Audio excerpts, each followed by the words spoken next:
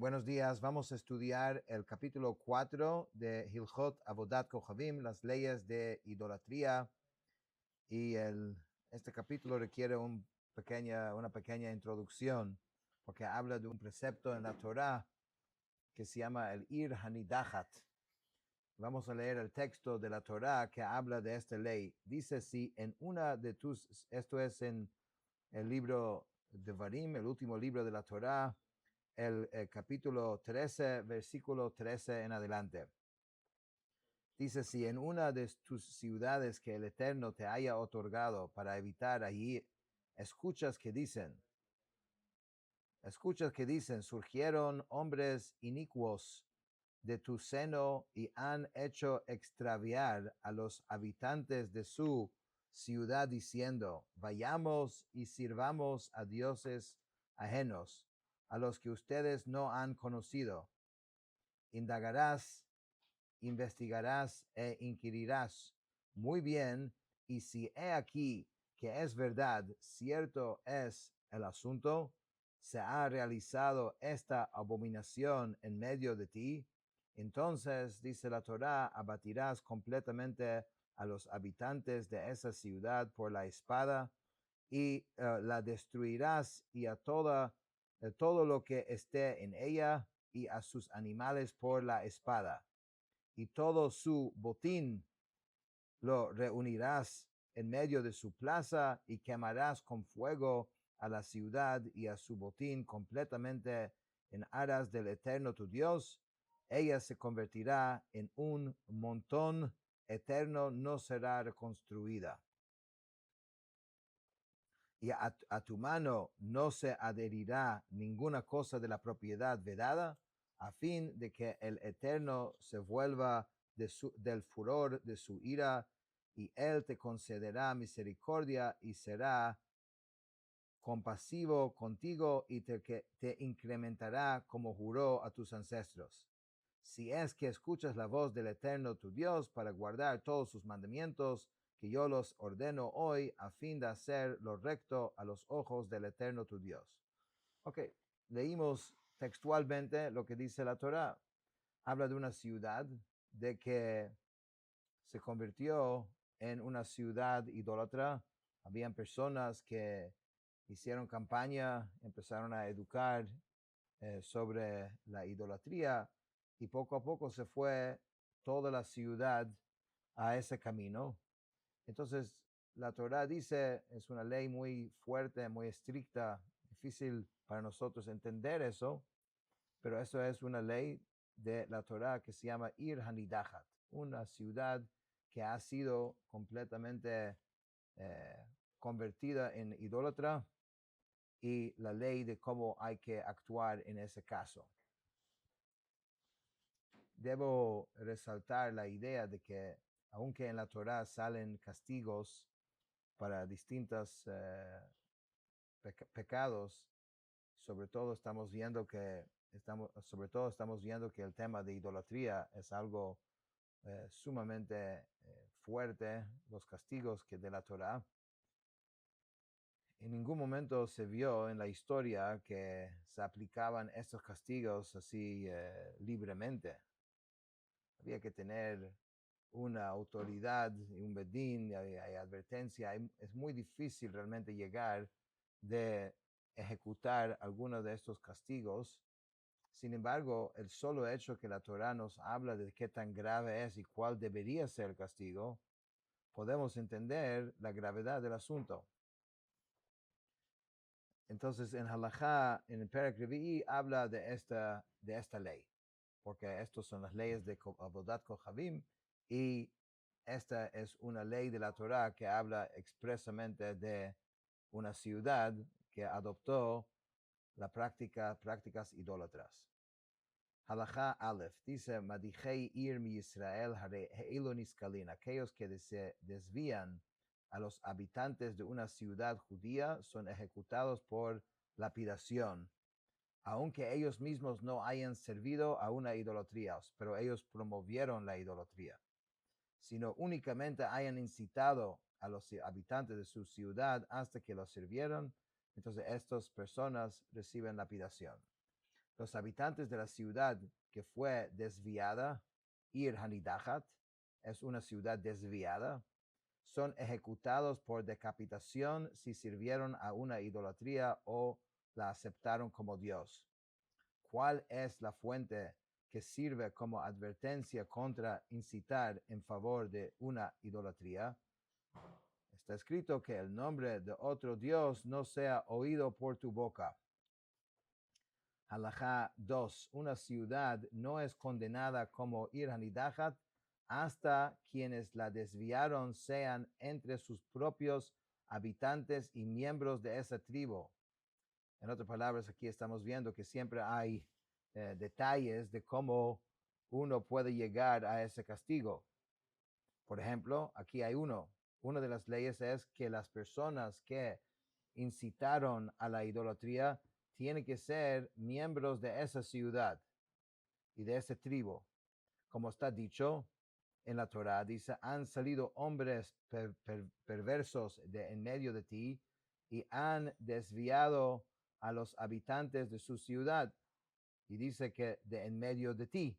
Entonces tiene que ser, a juro, que la incitación a la idolatría son personas que vienen de esa ciudad.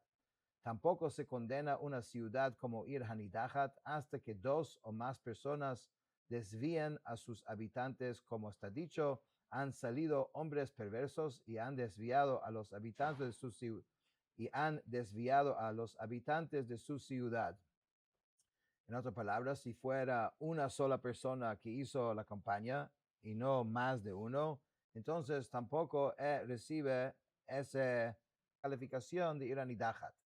Los desviados deben constituir la mayoría de los habitantes de la ciudad, deben ser al menos 100 personas y hasta la mayoría de la tribu. O sea, no era sencillo que una ciudad sea llamado Ir Hanidahat, que estamos viendo que hay detalles que tienen, hay ciertas reglas que se tienen que cumplir. Sin embargo, si la mayoría de la tribu es desviada, son juzgados como individuos, como se deduce de la expresión en el versículo siguiente, los habitantes de la ciudad. O sea, es diferente la ley de individuos que practican idolatría y una ciudad que se convierta en Ir Hanidahat. Es diferente. Entonces, las personas, individuos que practicaron idolatría, son juzgados como individuos, pero no llega de ser un Ir Hanidahat si no cumple estos requisitos. Es decir, ni una aldea pequeña, ni una gran metrópoli. Si son menos de 100, se considera una aldea pequeña. Si la mayoría de la tribu está involucrada, se considera un gran metrópoli. Asimismo, las leyes de Ir Hanidahat no se aplican en los siguientes casos. Número 1, quienes desviaron fueron mujeres o menores. Si ellos fueron lo que incitaron, no es un Ir Hanidahat. Si fueron desviados por una sola persona, eso ya lo mencionamos. Si fue desviada solo una minoría de la ciudad, se volvieron hacia la idolatría por iniciativa propia y nadie los incitó a eso, o quienes los desviaron provenían de fuera de la ciudad. Todos estos requisitos, o sea, tienen que cumplirse para que sea o sea, ninguno de estos casos se consideraría Ir Hanidahat. No se trata solamente del resultado final del Ir Hanidahat, sino cómo llegaron a eso es importante también en la Torá. Todos los transgresores son considerados individuos que sirvieron a la idolatría. Todos los que sirvieron son ejecutados por lapidación y sus bienes son entregados a sus herederos, como ocurre con todos los ejecutados por un tribunal. Halajá número 3. Las leyes de una Ir Hanidahat solo se aplican por un tribunal de 71 jueces, cosa que no tenemos hoy en día y no en cada época había eso, ¿no? Necesitas un bedín de 71 jueces, de gente sumamente grande.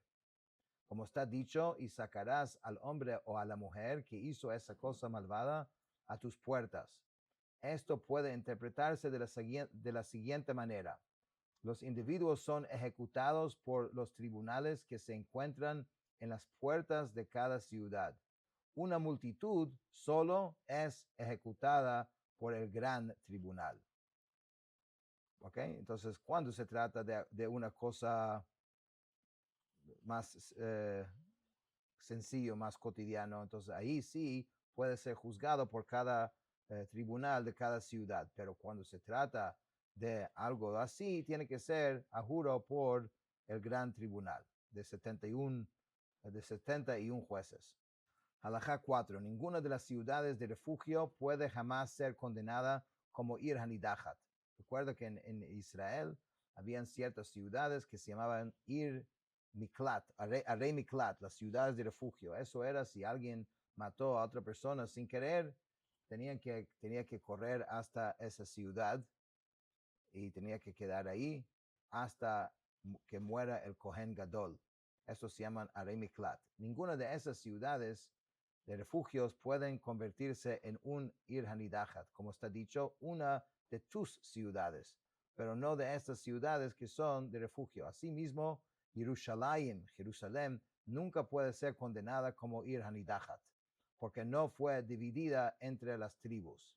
Una ciudad fronteriza nunca es condenada como Ir Hanidahat, para que los gentiles no entren y destruyan la tierra de Israel. Un mismo tribunal no debe condenar 3 ciudades contiguas como Ir Hanidahat. Si las ciudades están separadas entre sí, pueden condenarlas. Halajá 5 dice, una ciudad no es condenada como Ir Hanidahat a menos que quienes desvían a sus habitantes se dirijan a ellos en plural, diciéndoles, o sea, imagínate qué tanto el detalle de aquí. En todo esto, Hashem también está protegiendo y tratando de dar oportunidad de que la ciudad no se vuelva así. Porque está escrito, vayamos y sirvamos, o vayamos y sacrifiquemos, vayamos y ofrezcamos un holocausto, vayamos y derramemos una libación, vayamos y nos postremos, o vayamos y aceptemos la deidad como Dios. En otras palabras, ya hablaron en plural, como si todos están involucrados, entonces puede convertirse en un Ir Hanidahat. ¿Okay? Pero no si se hablaron en singular. Los habitantes deben escuchar y luego servir a la deidad conforme a su modo habitual de servicio. Ayer vimos este concepto, que el servicio de idolatría en cualquier caso, de cualquier forma, es prohibido. Sin embargo, para ser pasible, ¿no? Para ser pasible de castigo, tiene que hacerlo conforme a su modo habitual de servicio o mediante uno de los 4 modos de servicio que mencionamos en el capítulo 3, en Halajá 3, o aceptarla como Dios. ¿Qué ocurre si no se cumplen todas estas condiciones respecto a la ciudad o respecto a quienes desvían a sus habitantes? Se advierte individualmente a cada persona que sirvió a la idolatría, se presenta testimonio en su contra y son ejecutados por lapidación como individuos que sirvieron a la idolatría. Sus bienes son entregados a sus herederos. Halajá 6. ¿Cuál es el juicio que se dicta contra una Ir Hanidahat cuando se han cumplido todos los criterios requeridos? Entonces el gran Sanedrín envía emisarios que investigan y examinan minuciosamente hasta establecer prueba clara de que toda la ciudad o la mayoría de sus habitantes se ha desviado hacia la idolatría. Después envían 2 sabios de la Torá para advertirles y motivarlos al arrepentimiento. Si se arrepienten, es bueno. Si continúan en su maldad, el tribunal ordena a todo el pueblo de Israel que tome las armas contra ellos. Se sitia la ciudad y se libra guerra contra ella hasta que la ciudad cae. Cuando la ciudad cae, se establecen numerosos tribunales y se juzga a sus habitantes. Todos aquellos contra quienes testifican 2 testigos que sirvieron a la idolatría después de haber recibido advertencia son separados. Si quienes sirvieron a la idolatría constituyen solo una minoría de los habitantes de la ciudad, son ejecutados por lapidación y el resto de la ciudad es salvado. Si constituyen la mayoría, son llevados ante el gran Sanedrín y ahí se concluye su juicio. Todos los que sirvieron a la idolatría son ejecutados por decapitación. Si toda la ciudad fue desviada, todos los habitantes, incluyendo mujeres y niños, son muertos por la espada. Si la mayoría de los habitantes fue desviada, las esposas y los hijos de los transgresores son muertos por la espada. Ya sea que toda la ciudad o solo la mayoría de sus habitantes hayan sido desviados, quienes incitaron en favor de la idolatría son ejecutados por lapidación.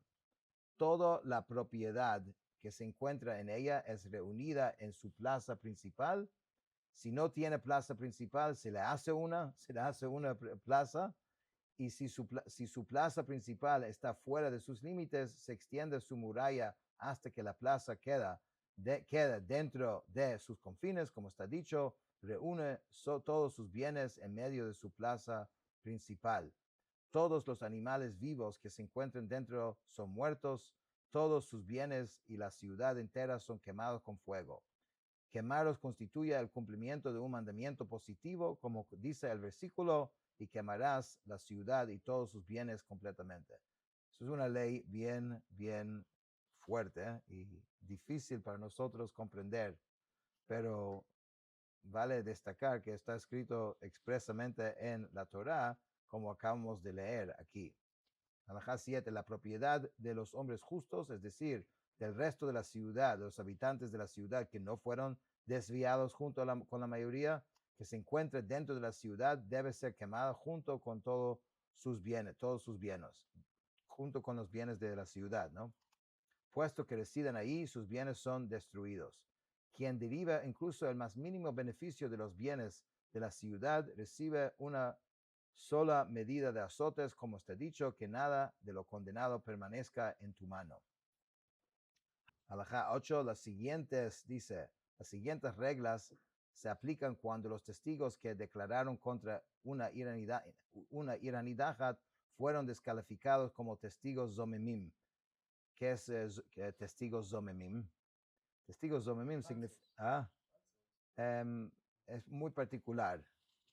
Sí son falsos, pero zomemim no significa solo que lo que dijeron, digamos, testigos falsos es alguien que viene y dice, esta persona hizo eso y no lo hizo, ¿no?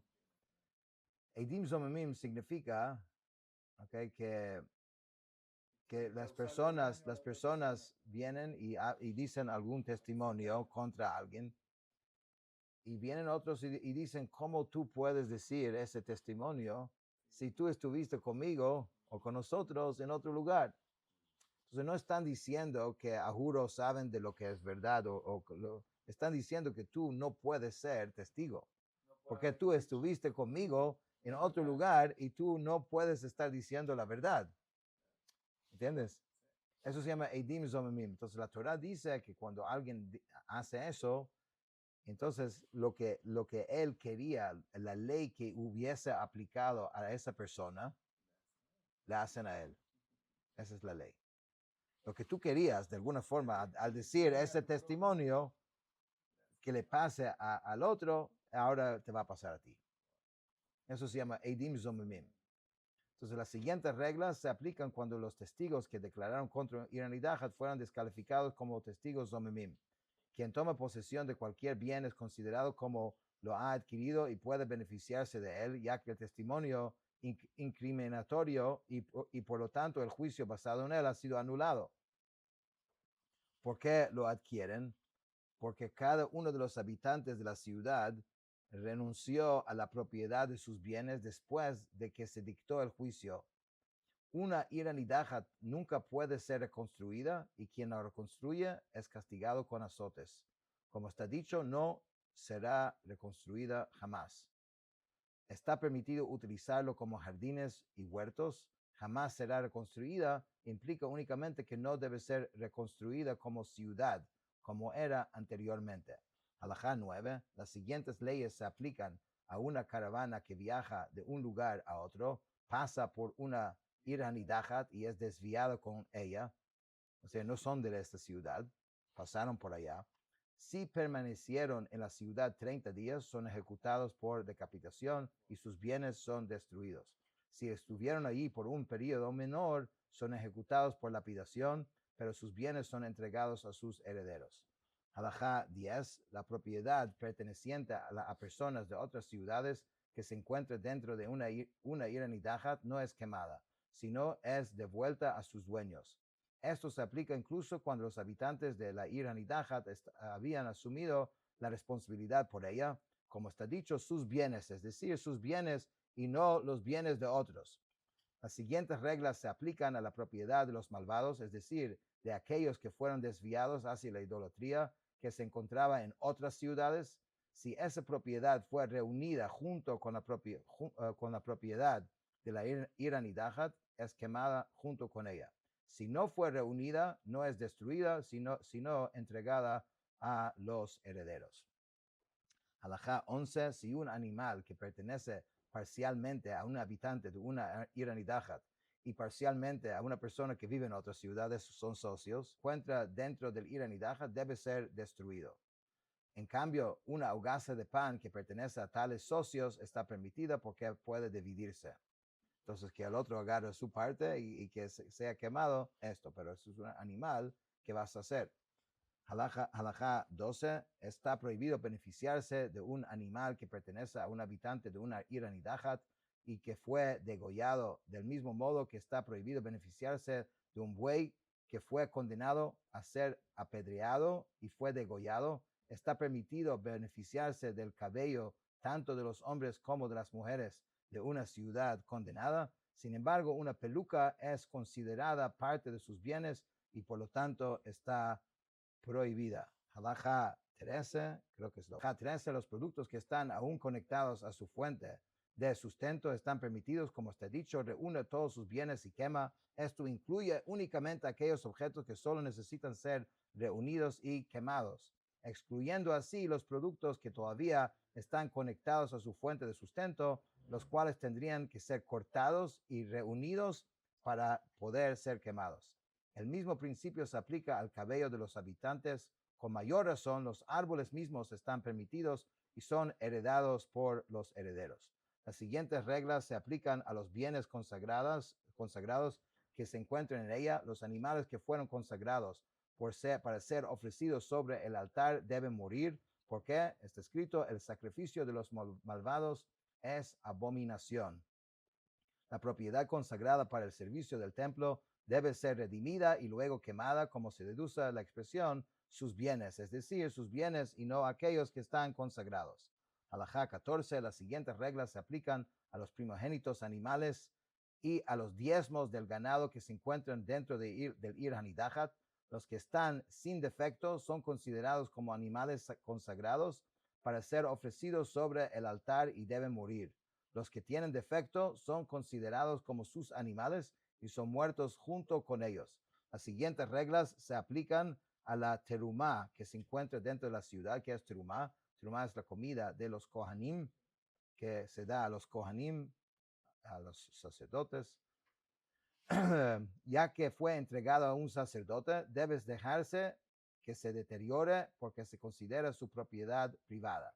Si todavía está en posesión de un israelita, debe entregarse a un cohen en otra ciudad porque se considera propiedad del cielo y su carácter sagrado se extiende a su propia sustancia. Halajá 15, el segundo diezmo, el dinero utilizado para redimir el segundo diezmo y los escritos sagrados que se encuentran en ella deben ser enterrados. Halajá 16, quien ejecuta el juicio de Ir Hanidahat es considerado como si hubiera ofrecido un holocausto completamente consumido por el fuego, como está dicho, completamente para su Señor, tu Dios. Además, tal acción aparta la ira divina de Israel, como continúa el versículo, para que se aplace el ardor de la ira del Señor y trae bendición y misericordia sobre ellos, como está dicho, y te concederá misericordia, tendrá compasión de ti y te multiplicará. Leímos este capítulo un poco rápido porque Las leyes son complicadas y hay mucho detalle aquí, pero sí es una ley directamente de la Torá y es uno de los 613 mitzvot de la Torá. Con esto terminamos el capítulo 4.